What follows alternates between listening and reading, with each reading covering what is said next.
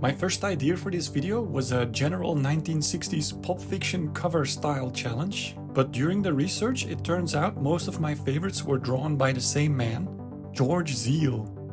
He survived the Second World War concentration camps in Poland as a young man in his 20s, and then moved to New York, where he worked the rest of his life as a romance novel artist. Finding steady work, but not really fame. Check out the trimming of his name on this cover here. Not that he wanted fame though, he made a series of 24 black and white images from sketches he made in the concentration camps, and when Life magazine wanted to print them, he said no, because he thought they were not good enough. He wanted to redraw them, but Life wanted the originals because of their heart and power, so in the end, nothing was published.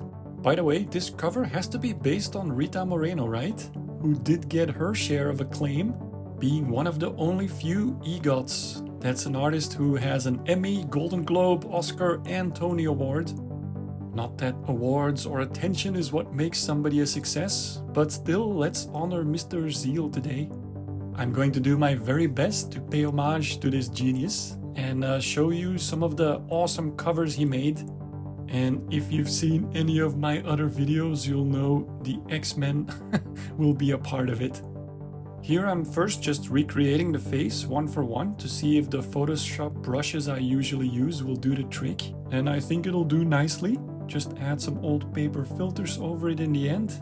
Although I'll have to figure out how to make the dark parts come through better. Anyway, first step, analyze the layouts. There's always a title, a saucy tagline that makes me chuckle, a scantily dressed voluptuous lady, a scene in the back, then the writer and the company logo.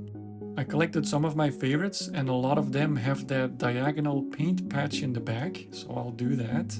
And I will definitely need some reference to pull off the realistic style, so I used some good period appropriate pictures and just checking which one to use, but yeah, the choice is pretty obvious here. In this X-Men spoof, X marks the spot, with the mind-reading Phoenix and Wolverine in the back. Okay, drawing time! You might be wondering why I don't just trace the photo, but I want to become a better artist, and the goal is at some point to be able to draw like this without using photo reference. And for the head, I will look at Brigitte Bardot, which fits a bit better for the Phoenix.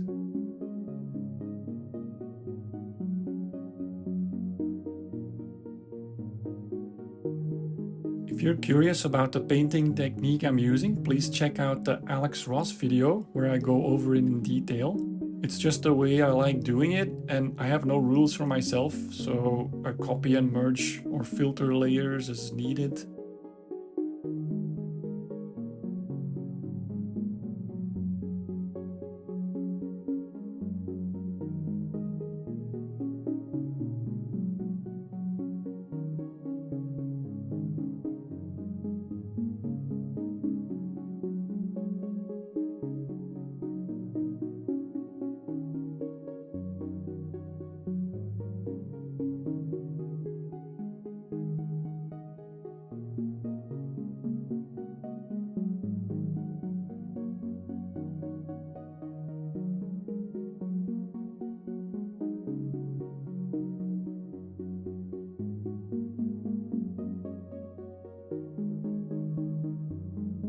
And this face is starting to look like Sophia Loren for some reason, especially the lips. It's all good, no rules.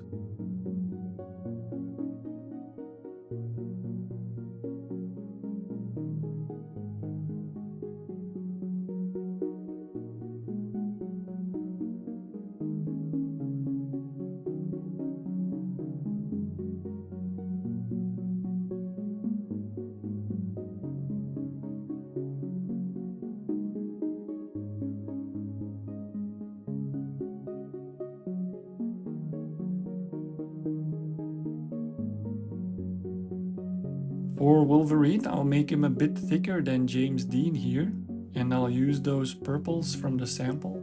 And while I do that, let's look at some great George Ziel covers. Here in these, I almost feel like he's a precursor to Bill Sienkiewicz. The beautiful use of those dark colors and highlights. And check out these taglines, which people must have found funny even back then.